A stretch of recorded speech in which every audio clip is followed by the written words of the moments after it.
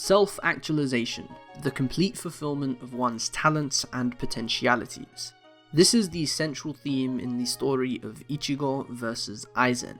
These are two characters who are diametrically opposed as a result of this idea. Two men who are incredibly similar but couldn't be more different. They are two sides of the same coin. I think Ichigo vs Aizen is the best fight in Bleach, and that's saying a lot considering how stacked Bleach's catalogue of fights is. But this one stands out for various reasons. It's the culmination of everything that precedes it, and I like to view it as the first thematic conclusion of Bleach. Of course, the story continues beyond this point and further weight is added to the ideas explored in this first half, but following this fight, Bleach sort of restarts. Ichigo became a Shinigami by being stabbed by Rukia, and in this battle he loses his powers. But he becomes a Shinigami once again in the exact same way, by being stabbed by Rukia. Aizen is antithetical to Ichigo in a number of ways, and the same can be said for Yhwach, the final antagonist of the story. There are plenty of other things that fuel this idea of Bleach being structured into two halves, but let me not get ahead of myself, that is a topic for another day. We are here to talk about why I think Ichigo vs Aizen is the best fight in Bleach, despite this fight containing such a small amount of actual combat. In the process of making this video, I actually came across a fantastic analysis on this exact topic, and it covers a lot of the things I was intending to include in this video, so I have linked that in the description for anybody who is interested. It's an amazing video, and because it exists, I will be trying my best to tackle this topic from a different perspective. Anyways, let's begin.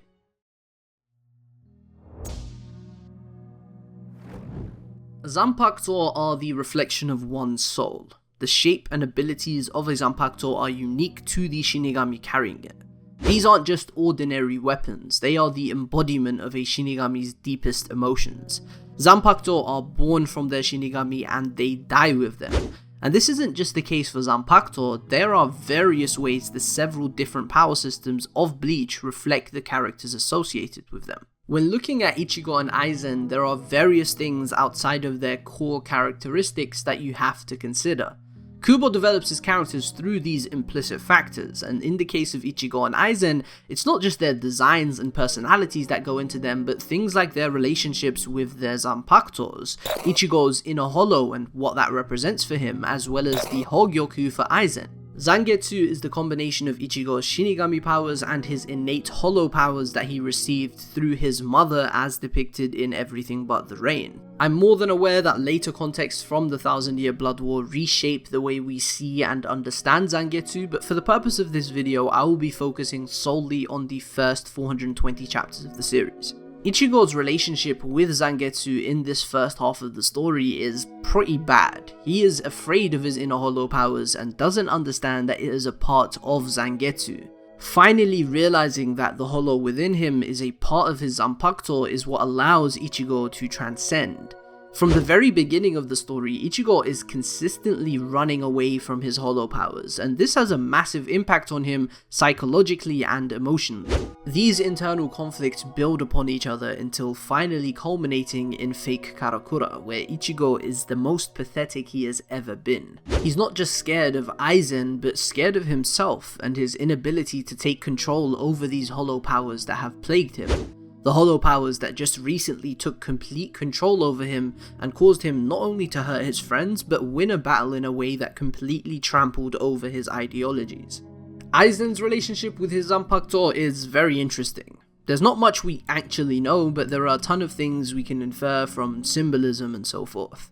Aizen has a strong fixation on the Hogyoku as the key to his evolution and ultimately his ambitions. The wish-granting gem is contained in the exact same place that a soul chain would connect to a ghost, or where the whole of a hollow soul is. This is important because in Bleach, that area of the body represents someone's deepest desires. Aizen neglects his Zanpakuto out of an obsession with the Hogyoku, and that is perfectly captured in the moment following the final Getsuga Tensho. Kyoka Suigetsu begins to disappear, and Aizen thinks this is because the Hogyoku determined that he no longer needs a Zanpakuto. Zanpakuto, and so he has merged with the blade. Aizen becomes one with his Zanpakuto after dismissing it out of an obsession with the Hogyoku, and Ichigo, on the other end of the spectrum, becomes one with his Zanpakuto after finally embracing it and the hollow powers that come with it. And lastly, when it comes to hidden meanings, I want to focus on the fact that Shinigami are divine. They are Grim Reapers by definition. They are death gods. They maintain the balance of the universe by sending ghosts to the Soul Society and vanquishing hollows. This makes them divine entities, and the three realms within Bleach's world are very similar to the Abrahamic understandings of heaven, hell, and earth. In the context of Bleach, the Soul King is God, and the Soul Reapers do his bidding. But the thing about the Soul King is that it isn't actually this transcendent being as people have been brainwashed into believing, but rather he is the Soul King in title only. And Aizen finds being obedient to this hollow entity that simply keeps the world together in stagnation to be something despicable. Upon finding out about the Soul King's true existence and the fact that they are merely a figurehead used to rule over the world for millions of years, Aizen as we know him is born. The god complex and desire to transcend beyond everybody else is born from this revelation. It's important to understand this because Aizen considers divinity to be something that rules over all, when in actuality he was always divine to some degree as a Soul Reaper. But his perspective is born from his disposition, which we'll be diving into shortly.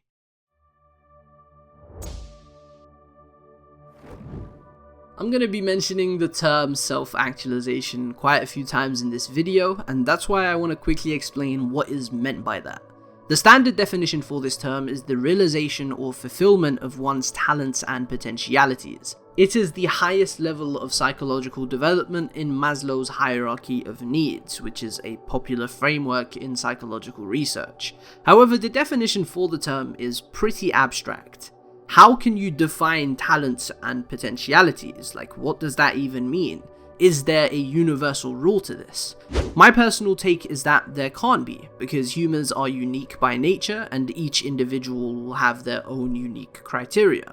So at the end of the day, it's really just a matter of perspective. And that is especially important in the context of this video because Ichigo and Aizen are completely different people, which means they have completely different perspectives on the matter, and that will be important to the video. So yeah, let's continue.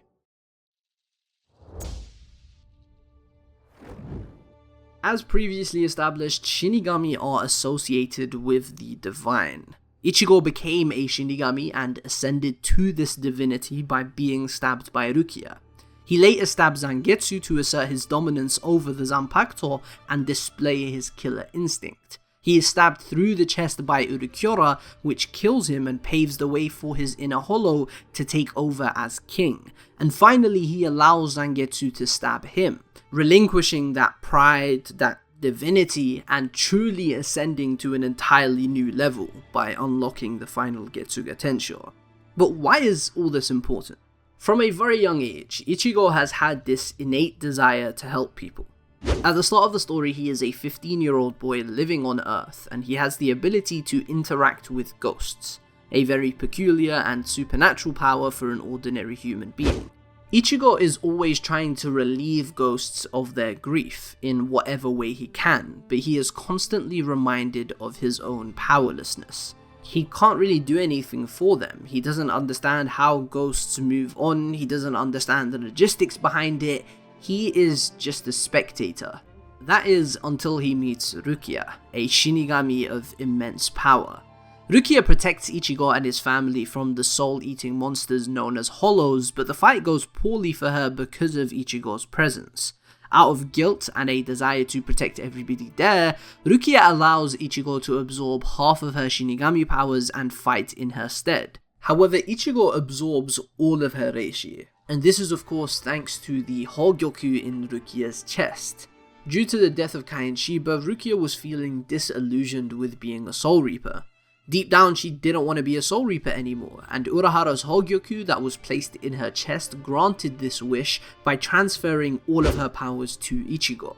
And thus, Ichigo's ascension to divinity takes place due to the very same thing that will eventually cause Aizen's evolution.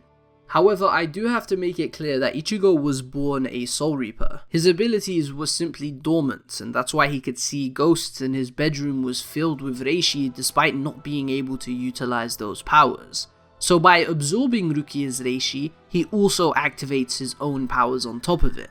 That's why he is so abnormally strong for somebody who has just become a proper Soul Reaper. And as previously mentioned, we find out the origin of his hollow powers in the second half of the manga, but that origin isn't really necessary to this discussion. The important thing to note is that Ichigo's dormant Soul Reaper abilities included an inner hollow. This terrified Ichigo right from the very beginning. He is constantly trying to get rid of the hollow powers without trying to understand them or where they came from or properly control them. It's just constant neglect, and since those powers are a part of his Zanpakuto, which is a reflection of himself, Ichigo neglecting his inner hollow is almost as if he is neglecting himself. And this neglect grows more and more as time goes on. It starts off as confusion and fear and eventually grows into complete hatred for the hollow powers that inherently conflict with his ideals. He is someone who wants to protect his friends, and he ends up hurting Uryu because of these hollow powers. This constant denial of what lies within him is the biggest barrier in Ichigo's journey, and that is depicted visually and symbolically in Zangetsu's realm, which reigns more and more the sadder Ichigo gets, eventually being completely flooded by Ichigo's feelings of despair. Conquering these emotions is the key to Ichigo's self-actualization in this first half of the story. In the training for the final Getsuga Tensho, he finally understands that these hollow powers are a part of his Zanpakuto, and by letting Zangetsu stab him, he is completely accepting the hollow. He has finally overcome these feelings of fear and, by extension, self-hatred. And most importantly, Ichigo is not doing this for himself. This is a sacrifice not only for the people he loves, but for the entire world. Aizen is a force who will lay waste to all three realms of Bleach's world, and Ichigo has been burdened with the immense responsibility of defeating him. And this is very fitting for a number of reasons. For Ichigo to reach his ceiling and become the strongest he possibly could, he had to completely accept himself, including the part of himself that he fears due to the threat it poses towards his loved ones, but the very reason he accepted the hollow is in order to protect those loved ones. It's quite cyclical, and that really does a great job of emphasizing Ichigo's internal conflict as this never-ending thing. Bleach is very much built on the foundation of Buddhist philosophies. And I know, that can be said for countless anime and manga, but it's genuinely insane how much of Bleach is rooted in these Buddhist beliefs. I intend to eventually make a video discussing this at length, but for the purpose of this video, there's only one thing I really want to bring to your attention. One of the most important fundamental beliefs in Buddhism is that to reach a state of enlightenment, you must know yourself. The only person that can liberate you from your own pain and suffering is yourself, and the only person that's going to take the consequences of your own bad acts and misjudgment is also yourself. So you must know yourself and accept yourself in order to reach a state of true enlightenment. And this is exactly what happens to Ichigo whilst training for the final Getsuga Tensho. If we wind it back a little to chapter 221, we get this moment. By stabbing Zangetsu, Ichigo takes pride in his killer instinct, in seeking battle to gain power and conquer his enemies, or to protect his loved ones. But Zangetsu is a reflection of himself, so in a way, Ichigo stabbed himself. This comes full circle 199 chapters later, where Ichigo allows Zangetsu to stab him, and thus relinquishes his pride. That is why Ichigo is so composed and feels so vacant in this final battle against Aizen. It's quite the stark contrast to his usual self, who takes a lot of pride in his successes and revels when dominating his opponent. To truly transcend and become the strongest he possibly can, to go even beyond Aizen and his supposed godness, Ichigo surrendered his hubris. And most importantly, he surrendered his position of divinity, his Soul Reaper powers. And that all culminates perfectly in his final attack as a Soul Reaper, Mugetsu, which translates to moonless sky. Zangetsu translates to slaying moon, and this has led to some very interesting interpretations within the Bleach fandom. My stance on this is essentially that the moon, which represents compassion in Buddhism, is symbolic of Ichigo's purpose as someone who protects. He uses Zangetsu to slay his foes as this compassionate moon that protects his loved ones, but Mugetsu is his final attack as a Soul Reaper, which means it's the last time he will ever be able to protect anybody. And thus, the sky is without a moon, because upon using this attack, Ichigo's purpose is gone whilst also being completed. There are two ways to look at this, which makes it both sad and beautiful. This sacrifice is Ichigo's final act, which is definitely sad to think about because he loses his purpose as an individual moving forward from this. But using Mugetsu also saved the entire world of Bleach, which makes it beautiful because his purpose of being one who protects has reached its absolute pinnacle. Like, there's honestly no better way to fulfill Ichigo's purpose than to save all three realms with a single swing of his sword. And so Ichigo reaches a state of self-actualization. He has fulfilled his purpose as an individual to its absolute highest level possible.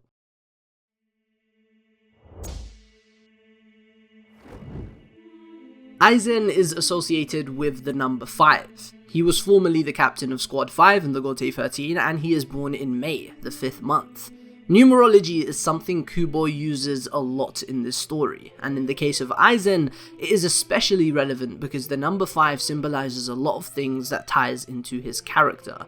It represents perfection and the meeting point between heaven and earth. It represents the 5 senses which Aizen Zanpakuto controls, and it also represents compassion and a loving personality, which works alongside the representation of the senses to make up Aizen's two defining personas: the compassionate, loving captain we meet him as, and the deceitful, manipulative mastermind we come to know him as. But what's most interesting is how the number 5, across various interpretations, has a strong association with the divine. Some even believe that the number 5 is a divine message encouraging you to take control of your life and begin living according to the objectives and dreams that you have set for yourself.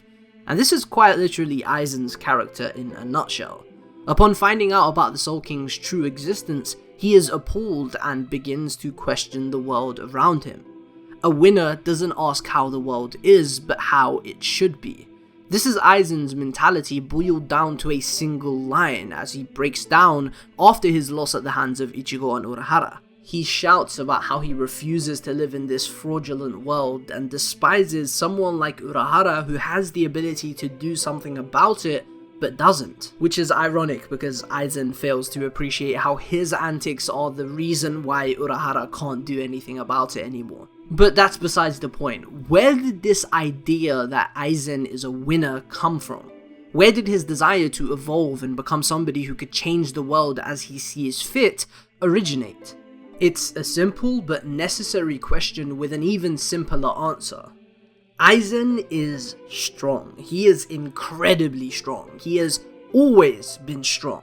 Being highly gifted from a young age made it difficult for Aizen to connect with those around him, leaving him to feel isolated despite being surrounded by people.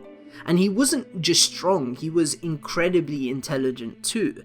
Despite these natural gifts, he never found anybody with whom he could share them, and that left Aizen feeling incredibly lonely.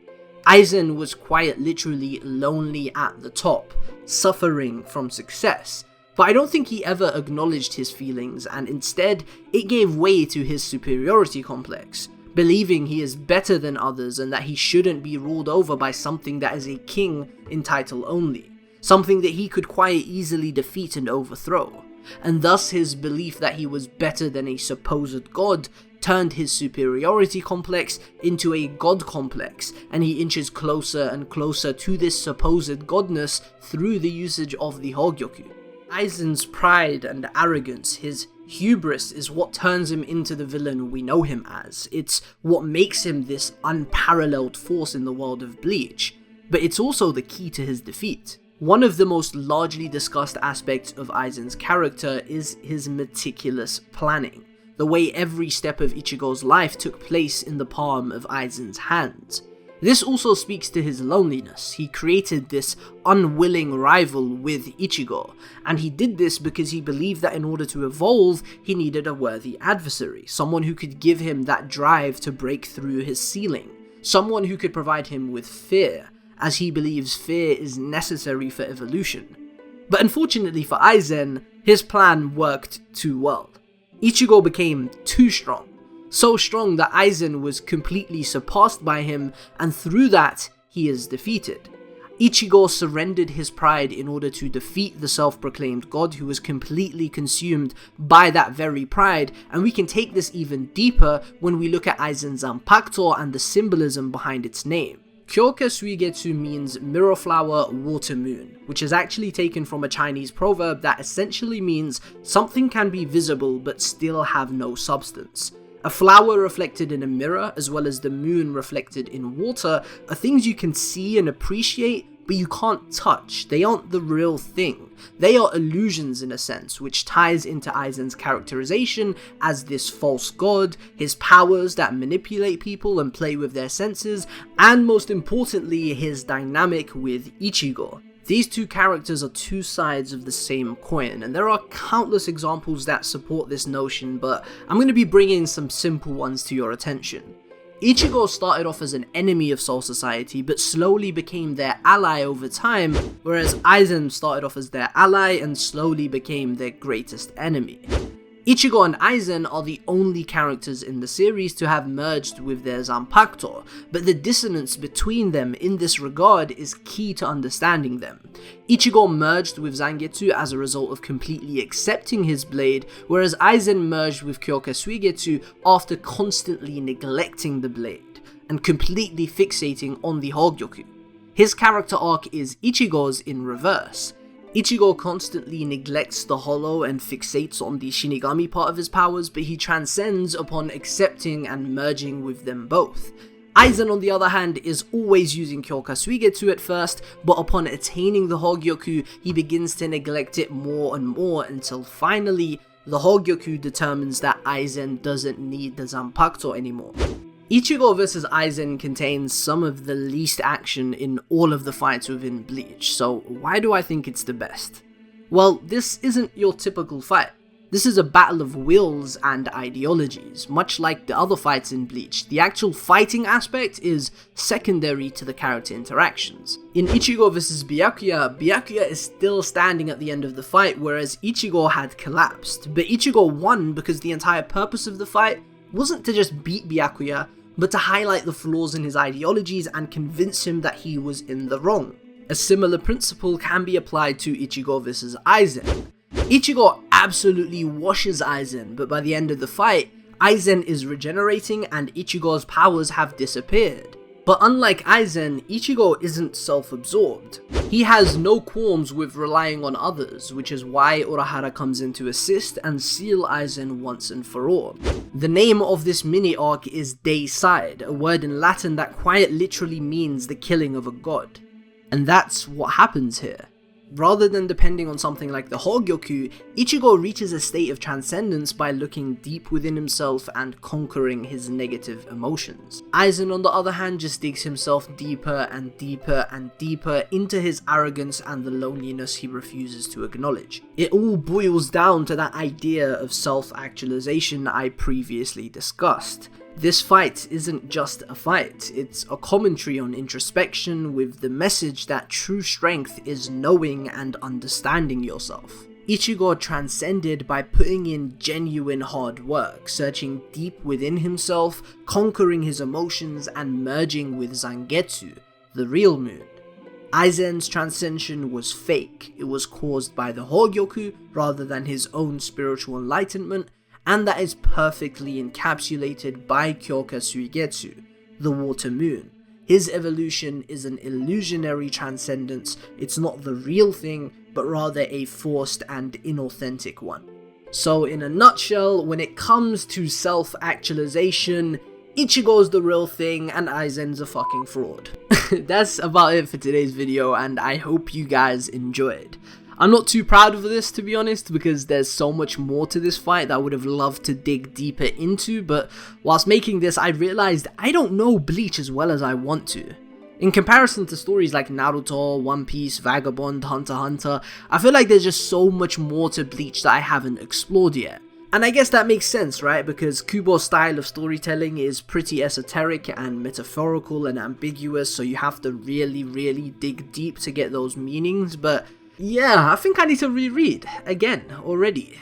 Yeah, I reread a few months ago, which is what made me fall in love with the series again, but a proper reread is needed now that I love the series. I'm actually considering like an analytical read through stream series that I would do on the channel, but I'm still deciding on whether or not that's a good decision. Let me know if you guys would enjoy something like that, and if you do, I would enjoy that. But regardless of whether or not I know Bleach as well as I want to, I just need to stop being such a perfectionist with my videos and just get them out there. Content creation is a process, and I will hopefully get better with time. I mean, I sat here for the last week just looking at my screen, looking at the script, and just looking at that blinking cursor not able to write.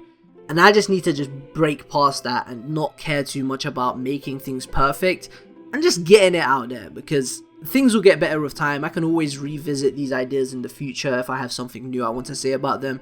But yeah, with that being said, guys, thank you so much for watching, and definitely stay tuned for more Bleach content in the near future.